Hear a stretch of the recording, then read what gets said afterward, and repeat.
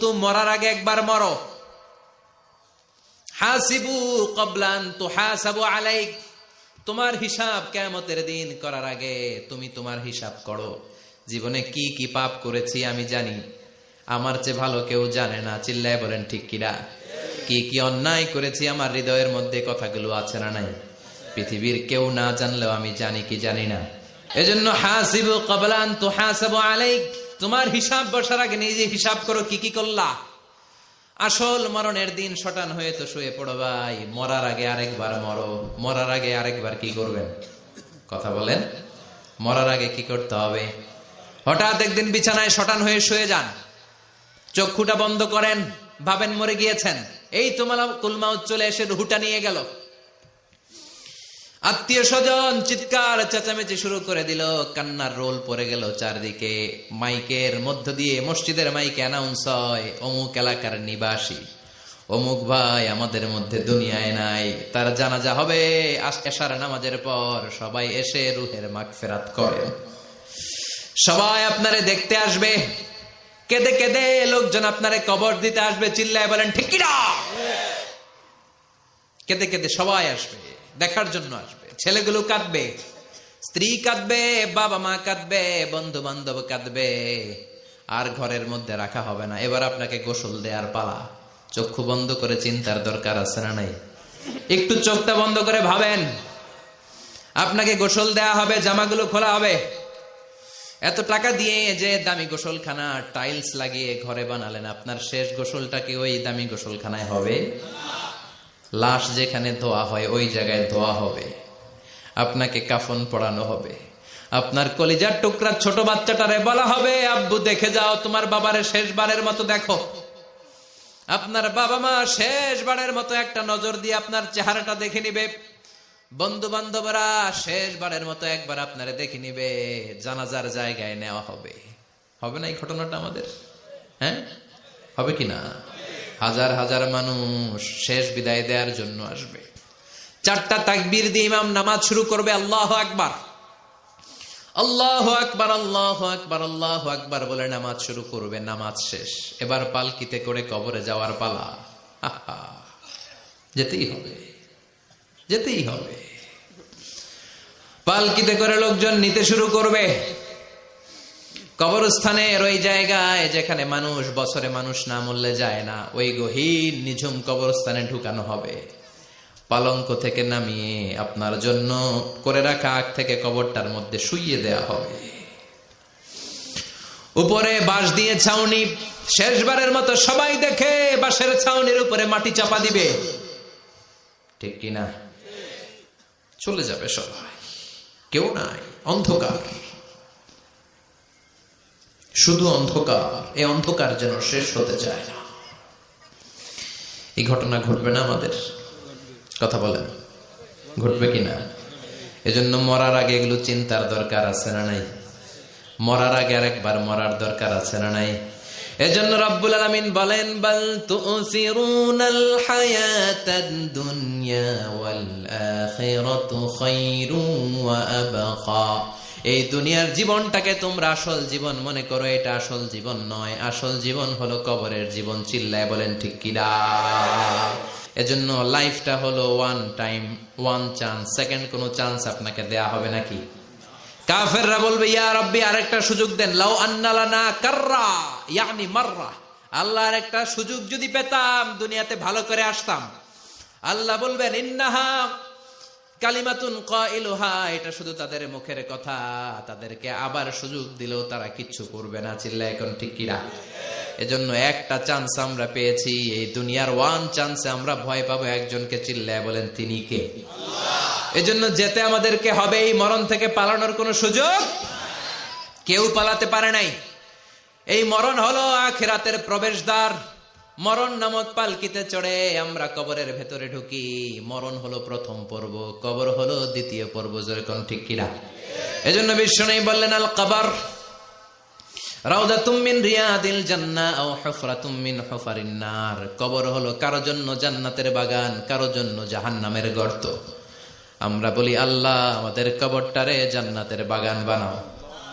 আরো জোরে পড়ে না আমিন। আবার বিষ্ণু বললেন ইন্নাল কবরা আউয়াল মানজিল মিন মানাজিলিল আখিরাহ, কবর হলো আখিরাতের মানজিল গুলার প্রথম মানজিল। আখিরাতে একটার পরে একটা অনেকগুলো স্টেশন আপনাকে পার হতে হবে। প্রথম স্টেশনটার নাম হলো কবর। প্রথম স্টেশনের নাম কি? এই কবর নামক স্টেশনে যদি আপনি মাফ পেয়ে যান, সামনের সব স্টেশনগুলোতে মাফের ব্যবস্থা করবে কে? আর কবর নামক স্টেশনে যদি ধরা খেয়ে যান, আপনার মায়ের আছে না নাই? লাশটাকে যখন রাখা হয়, লাশটা চিনে কে আমারে রাখলো, কে আমাকে ধৌত করলো, কে আমারে কাফন পড়ালো। এজন্য বিষ্ণুই বলেছেন মুমূর্ষের সামনে বসে বসে পড়ো লা ইলাহা ইল্লাল্লাহু মুহাম্মাদুর রাসূলুল্লাহ লাকিনু মাউতাকুম লা ইলাহা ইল্লাল্লাহ। মুমূর্ষের সামনে দাঁড়িয়ে দাঁড়িয়ে পড়ো লা ইলাহা ইল্লাল্লাহ। এই লা ইলাহা হচ্ছে জীবিতদের জন্য কালিমা, আর আমরা মরার পরে এই জিকির করি, ঠিক কি না? আমাদের দেশের অনেক জায়গায় লাশ নিয়ে কবরে যাওয়ার সময় লা ইলাহা পড়ে না। না, এটা আগের জিকির, মরার আগের জিকির। মরার আগে আপনাকে অ্যানাউন্সমেন্ট দিতে হবে আল্লাহ ছাড়া কোনো ইলাহ নাই, বিশ্বনবী হচ্ছেন শেষ নবী এবং রাসূল। চিল্লায় বলেন ঠিক কি না? লাশটাকে যখন রেখে দেয়া হয়, বিশ্বনবী যত মানুষকে কবরে রেখেছেন তারপরে দাঁড়িয়েছেন আর বলেছেন ইস্তাগফিরু লিআখিকুম, তোমার ভাইদের জন্য তোমরা দোয়া করো। ফাইন্নাহুল আনা ইউসআল, এখনই তাকে কবরে সওয়াল করা হবে। কবরে প্রশ্ন আসছে না নাই? কথা বলেন। বিশ্বনবী খাদিজাতুল কুবরা, ওনার প্রথম স্ত্রী খাদিজাতুল কুবরা তাহেরাকে কবরের মধ্যে রেখে দিয়ে কাঁদতে শুরু করলেন, চোখের পানি ছেড়ে অনেক দোয়া করলেন। দোয়া শেষে সব সাহাবারা ঘরে ফিরে যায়, বিশ্বনবী যায় না। সাইয়েদনা আবু বকর বললেন ও নবী চলেন ঘরে যাই, অনেক তো দোয়া করলেন। বিশ্বনবী বললেন আবু বকর তুমি যাও, আমি যাব না। এইটা সাধারণ মহিলা না, এটা বিপদের দিনের সঙ্গিনী খাদিজা। মক্কায় যখন আমার কেউ ছিল না, খাদিজা আমারে ভুলে নাই। 3 বছর কাফিররা আমাকে জেলখানায় বন্দি রেখেছে, নাম শিয়াবে আবি তালেবের জেলখানা। আমার স্ত্রী ওই জেলখানার জীবনেও আমারে ছাড়ে নাই, আমার সাথে 3 বছর খাদিজাও জেল খেটেছে। এই একটাই মহিলা, যেই মহিলাকে আল্লাহ আরশের উপর থেকে সালাম দিয়েছে, মহিলাটার নাম খাদিজা। আল্লাহু আকবার। আমার সব সন্তান আল্লাহ খাদিজার পেট থেকে দিয়েছে।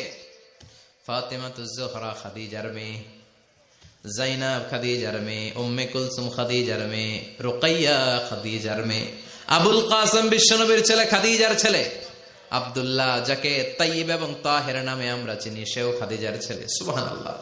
ও আবু বকর, আমার এই কলিজার টুকরা প্রিয়তমা খাদিজারে রেখে দিয়ে কেমনে বাসায় যায়? তুমি যাও, আমি দাঁড়িয়ে থাকবো। এখনই মুনকার নাকির এসে খাদিজারে প্রশ্ন করবে, আমি দেখব খাদিজা উত্তর দিতে পারে কিনা। আর প্রশ্নের উত্তর যদি ভুল করে ফেলে, কবরের উপর থেকে আমি নিজে প্রশ্নের উত্তর দিয়ে দেব। সাইয়েদনা জিবরাইল বললেন নবী আপনার আর দাঁড়িয়ে থাকার দরকার নাই, আবু বকরের সাথে ঘরে চলে যান। আল্লাহ জানিয়ে দিয়েছে খাদিজার কবরের প্রশ্নে যদি কোনো সমস্যা হয়, আরশের উপর থেকে খাদিজার প্রশ্নের জবাব আল্লাহ নিজে দিয়ে দিবে। এজন্য কবরের আযাব থেকে বিশ্বনবী পানাহ চেয়েছেন। বিশ্বনবী বলেছেন আল্লাহুম্মা ইন্না নাউযু বিকা মিন আযাবিল কবর। ও আল্লাহ, কবরের আযাব থেকে তুমি আমাদেরকে বাঁচাও। পড়েন আমিন। কবরে মুমিনদেরকে 4টা প্রশ্ন করা হবে, কাফিরদেরকে 3টা প্রশ্ন। চিৎকার করে বলেন মুমিনের প্রশ্ন কয়টা? আর জোরে বলেন। প্রথম প্রশ্ন মার রব্বুক, তোর রবের নাম কি? আমরা কি বলবো? আল্লাহ আমারে রব, এই রবি আমার সব, দমে দমে তনু মনে তারি অনুভব। আল্লাহ আমারে রব, এই রবি আমার সব। পড়েন আমিন। দ্বিতীয় প্রশ্ন আমার দিন, উত্তর দিনের নাম কি? ধর্মের নাম কি? তৃতীয় প্রশ্ন আমান হাযার রাজুল, এই লোকটাকে কে? আমরা বলবো মুহাম্মদ সাল্লাল্লাহু।